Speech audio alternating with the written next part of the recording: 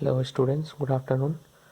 চ' আজি আমি আৰু এটা নতুন টপিকছ আৰম্ভ কৰিম, যোনটো হৈছে ষ্টেৰিঅ'কেমিকেল aspects of nucleophilic substitution reaction. এইটোৱে লাষ্ট পাৰ্ট, যিখিনি বাকী আছিল আমাৰ হেলো এলকেন আৰু হেলো এৰিন চেপ্টাৰৰ। চ' এইখিনি এতিয়া আমি ষ্টাৰ্ট কৰিম। চ' টপিকছৰ নাম কি চোৱা, stereochemical aspects of nucleophilic substitution reaction. Nucleophilic substitution reaction কি অলৰেডি আমি ডিছকাছ কৰিছোঁ, সেইকাৰণে আগতে কৰিছোঁ যাতে তোমালোকে আইডিয়াটো লৈ লোৱা। এতিয়া আমি চাম তাৰ ষ্টেৰিঅ'কেমিকেল। ষ্টেৰিঅ' মানে স্পেচত, কেমেষ্ট্ৰিটো আমি স্পেচত চাম, তাৰ মানে 3 ডাইমেনশ্যনেলত চাম, ঠিক আছে। এতিয়া ষ্টেৰিঅ'কেমিকেল এছপেক্ট চাব হ'লে প্ৰথমে আমি চাব লাগিব প্লেন পলাৰাইজড লাইট কাক বোলে। ভালকৈ শুনিবা, প্লেন পলাৰাইজড লাইট কাক বোলে। ডেফিনেশ্যনটো এনেকৈ আছে, the light in which the light waves are oriented in only a single direction. এইটো কি হয় আগতে এক্সপ্লেনেশ্যনটো কৰি লওঁ, তাৰপিছত বুজি পাবা। চোৱা, ছাপ'জ ধৰি লোৱা এইটো এটা পোহৰ লাইট, ঠিক আছে। এই লাইটটো চোৱা, ইফালেও ৱেভ আছে, ইফালেও ৱেভ আছে, ইফালেও ৱেভ আছে, এইটো অৰ্ডিনাৰী লাইট। চ' অৰ্ডিনাৰী লাইটৰ ডাইৰেকশ্যনটো, ৱেভৰ ডাইৰেকশ্যনটো অল ডাইৰেকশ্যনত থাকে, ইফালে গৈছে, ইফালে গৈছে, ইফালে গৈছে, অৰ্ডিনাৰী লাইট। এতিয়া এই অৰ্ডিনাৰী লাইটটো যেতিয়া আমি এটা ফিল্টাৰৰ মাজেৰে পাছ কৰিম, বা এটা প্ৰিজম, নিকল প্ৰিজম বুলি কোৱা হয়, তাক ফিল্টাৰ বুলি কোৱা হয়। যেতিয়া এই অৰ্ডিনাৰী লাইটটো ফিল্টাৰৰ মাজেৰে পাছ কৰা হয়, তেতিয়া সেই লাইটত থকা, আগতে কেনেকৈ আছিল, গোটেইফালে ৱেভটো আছিল, ইফালে গৈছিল, ইফালে গৈছিল, ইফালে গৈছিল, ইফালে গৈছিল, চাৰিওফালে। কিন্তু ফিল্টাৰৰ মাজেদি যেতিয়া পাৰ হৈ গৈছে, তেতিয়া খালি অনলি এটা ডাইৰেকশ্যনত আছে, এইফালে চোৱা, up and down, up and down, এইটো ডাইৰেকশ্যনত আছে। তেনে লাইটক কোৱা হয় কি, প্লেন পলাৰাইজড লাইট। মই আকৌ কৈছোঁ, ভালকৈ শুনিবা, এটা অৰ্ডিনাৰী লাইট বিভিন্ন ডাইৰেকশ্যনত কি কৰি থাকে, ৱেভ থাকে, তাৰ ৱেভ ডাইৰেকশ্যন অফ ৱেভটো বিভিন্ন ডাইৰেকশ্যনত থাকে। সেই অৰ্ডিনাৰী লাইটটো যেতিয়া ফিল্টাৰ পেপাৰৰ মাজেৰে পাছ কৰা হয়, তেতিয়া যোনটো লাইট আমি পাওঁ তাক কোৱা হয় প্লেন পলাৰাইজড লাইট। এতিয়া প্লেন পলাৰাইজড লাইটৰ ৱেভ ডাইৰেকশ্যনটো কোনফালে হয়, অনলি এটা ডাইৰেকশ্যনতে হৈ আছে। চ' সেইটোৱে চোৱা, ডেফিনেশ্যনত এইটোৱে আছে, the light in which light waves, এইবিলাক ৱেভছ, লাইটৰ ৱেভছ আৰ অৰিয়েণ্টেড মানে কেনেকৈ মুভ কৰি আছে, ইন এ ছিংগল ডাইৰেকশ্যন, এটা ডাইৰেকশ্যনতে up down, up down, up down, up down কৰি মুভ কৰি আছে, তাক কোৱা হয় কি, প্লেন পলাৰাইজড লাইট, ঠিক আছে। এইটো আমাক লাগিবৰ কাৰণে ডেফিনেশ্যনটো আমি চাই লৈছোঁ। নেক্সট আছে, what are optically active compounds. Optically active compounds কাক কোৱা হয়, ডেফিনেশ্যনটো আছে, the compounds which rotate the plane polarized light when it is passed through their solutions are called optically active compounds. সেইবোৰ কম্পাউণ্ডছক অপ্টিকেলি এক্টিভ কম্পাউণ্ডছ বুলি কোৱা হয়, যিবোৰ কম্পাউণ্ডৰ চলিউশ্যনে প্লেন পলাৰাইজড লাইটৰ ডাইৰেকশ্যনটো কি কৰিব পাৰে, চেঞ্জ কৰিব পাৰে।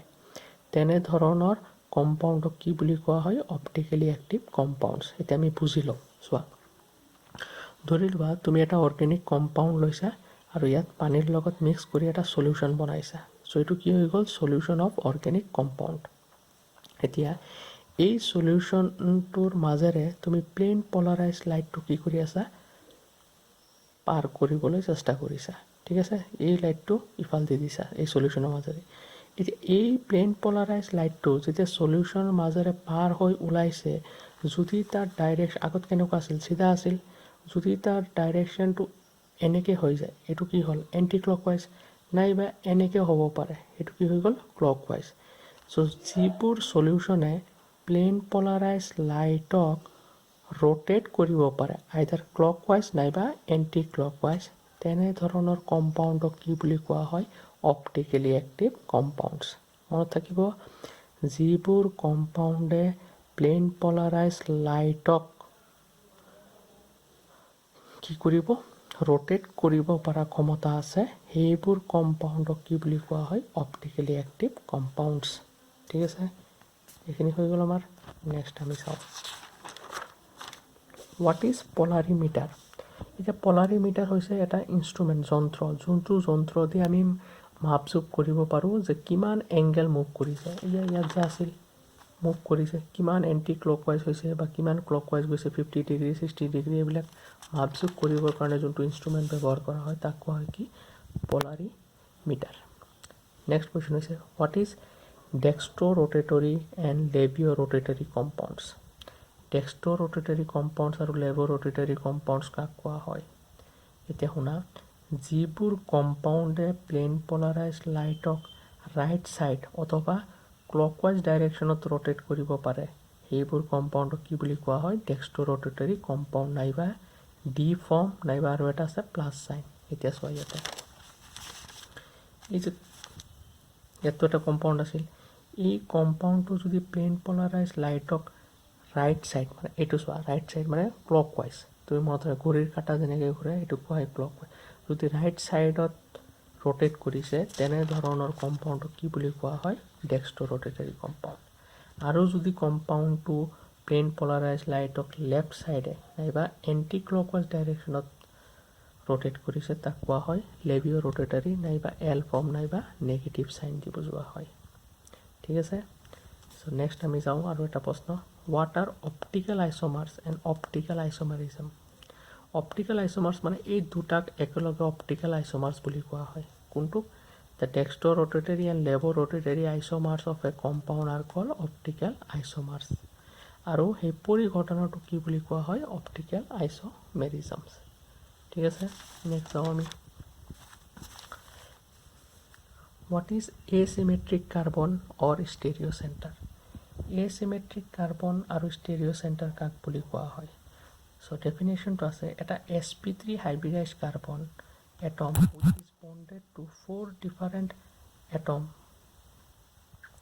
called asymmetric carbon or stereo center তাৰমানে কি কৈছে এটা কাৰ্বন হ'ব লাগিব আৰু সেই কাৰ্বনটোৰ হাইব্ৰিডাইজেশ্যন কি হ'ব লাগিব sp3 হোৱাৰ লগে লগে আমাৰ এটা আইডিয়া হৈ গ'ল যে গোটেইকেইটা বণ্ড কি হ'ব লাগিব ছিংগল বণ্ড এটা কাৰ্বনৰ হাইব্ৰিডাইজেশ্যন যদি sp3 হয় আৰু সেই কাৰ্বন যদি বেলেগ চাৰিটা বেলেগ বেলেগ এলিমেণ্ট নাইবা বেলেগ বেলেগ গ্ৰুপৰ লগত লাগি থাকে তেনেধৰণৰ কাৰ্বনক কি বুলি ক'ম আমি এচিমেট্ৰিক কাৰ্বন নাইবা ষ্টেৰিঅ' চেণ্টাৰ ইয়াতে চোৱা কাৰ্বন কাৰ লগত লাগি আছে এ বেলেগ বি বেলেগ চি বেলেগ ডি বেলেগ এই গোটেইকেইটা লাগি থকা এলিমেণ্ট নাইবা গ্ৰুপ যদি বেলেগ বেলেগ হয় এই মাজত থকা কাৰ্বনক কি বুলি ক'ম আমি ষ্টেৰিঅ' চেণ্টাৰ নাইবা এচিমেট্ৰিক কাৰ্বন ইয়াৰ এটা এক্সাম্পল ইয়াত চোৱা এই কাৰ্বন ক্লৰিনৰ লগত লাগি আছে হাইড্ৰজেন ব্ৰমিন আৰু মিথাইল গোটেই চাৰিটা গ্ৰুপ কি আছে বেলেগ বেলেগ আছে চ' এই মাজত কাৰ্বনটোৰ কি বুলি ক'ম আমি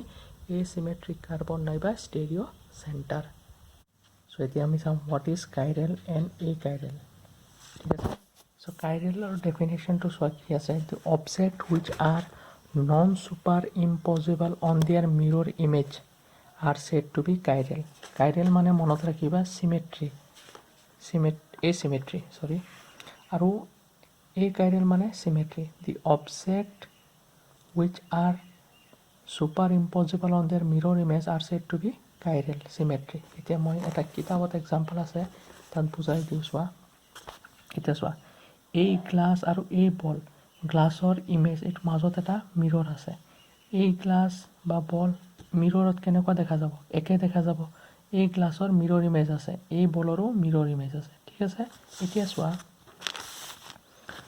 এই গ্লাছটো যদি মই ইয়াৰ পৰা উঠাই আনি এই গ্লাছৰ ওপৰত বহাই দিওঁ দেখাত কি লাগিব এটা গ্লাছে লাগিব চ' এই গ্লাছটো নাইবা এই বলটো উঠাই আনি যদি মই এই মিৰৰত থকা বল নাইবা গ্লাছৰ ওপৰত থওঁ দেখাত কি লাগিব একে লাগিব নে নাই সেই তাকে কোৱা হয় কি ছুপাৰ ইম্পজিবল চ' মিৰৰ ইমেজ আছে আৰু ছুপাৰ ইম্পজিবল আছে তেনেধৰণৰ অবজেক্টক আমি কি বুলি ক'ব পাৰিবা এ কাইৰেল মনত ৰাখিবা এ কাইৰেল মানে চিমেট্ৰি ইয়াৰ কি আছে চিমেট্ৰি আছে চ' এ কাইৰেল মানে কি প্ৰথম কণ্ডিশ্যন মিৰৰ ইমেজ হ'ব লাগিব 2 নম্বৰ কণ্ডিশ্যন ছুপাৰ ইম্পজিবল হ'ব লাগিব তেনেহ'লে আমি তাক কি বুলি ক'ম এ কাইৰেল মানে চিমেট্ৰি চোৱা এইটোৱে লিখা আছে ডেফিনেশ্যনটোত the object which are superimposable on দিয়াৰ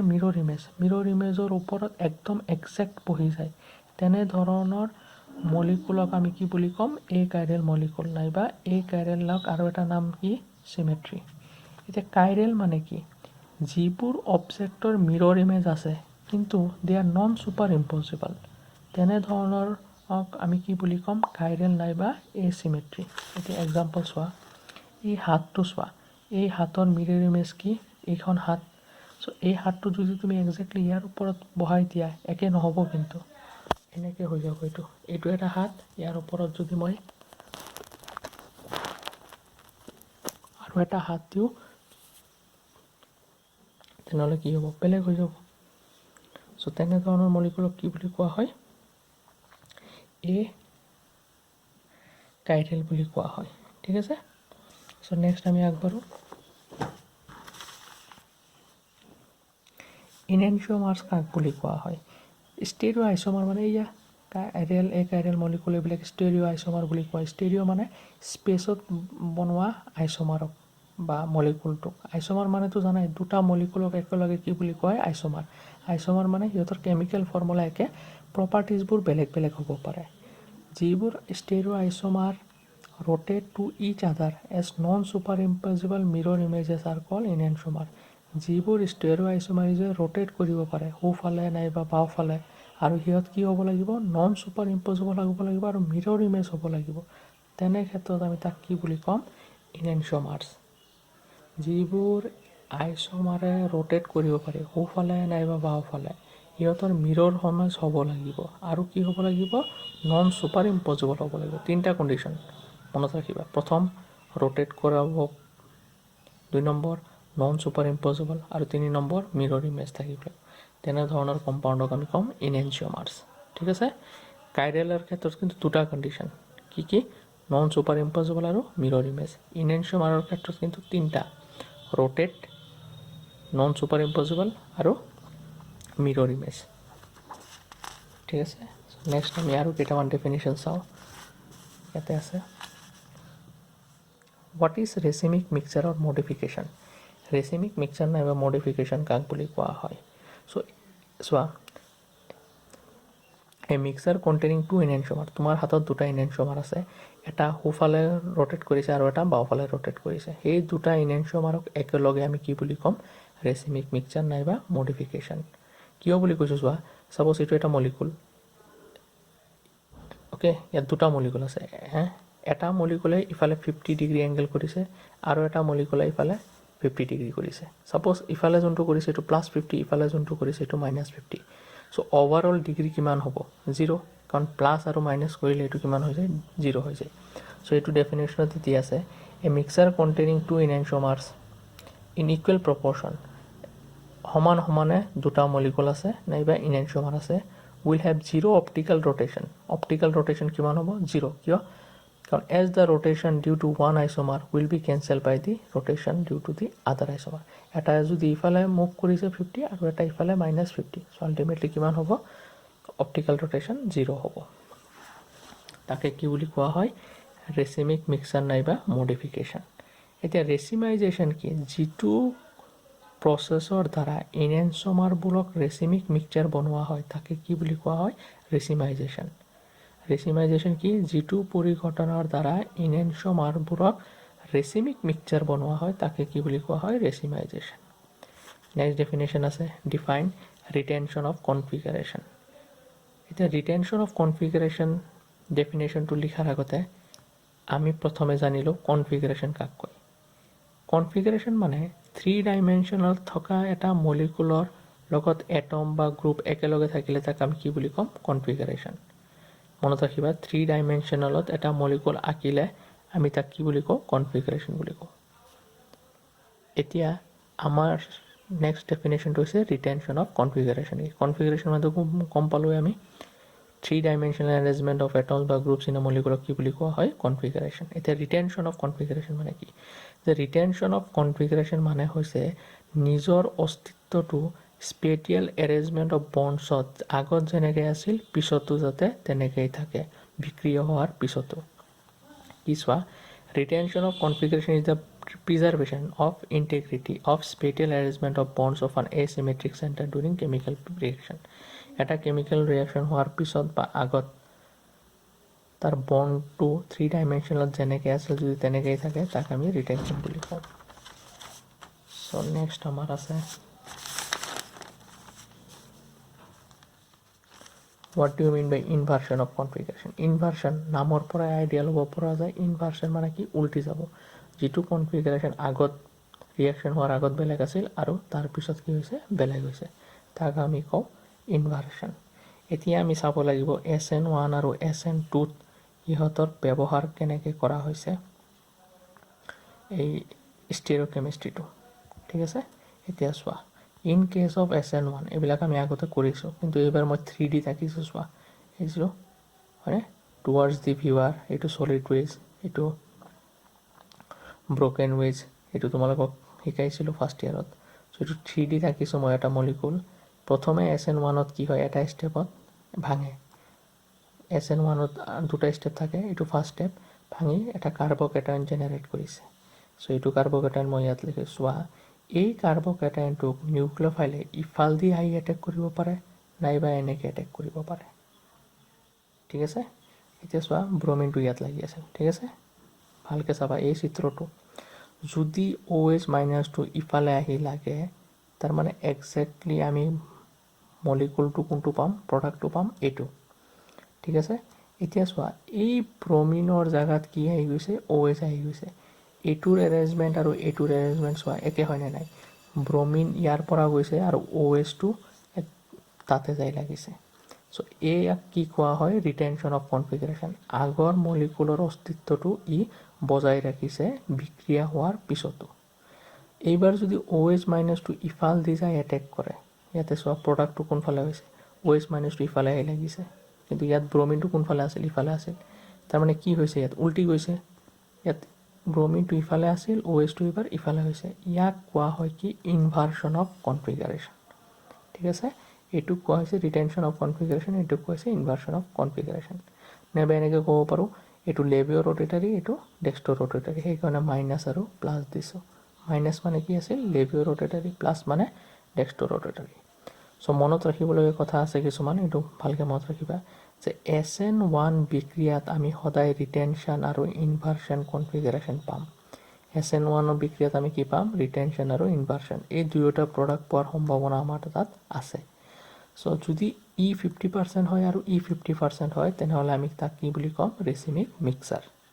ঠিক আছে, যদি আমি মাইনাছ বিউটেন 2 বা সমান পৰিমাণৰ পাওঁ, তেতিয়া আমি তাক কি ক'ম? বিউটেন 2 বুলি ক'ম, ৰেচিমিক মিক্সাৰ বুলি ক'ম, চৰি।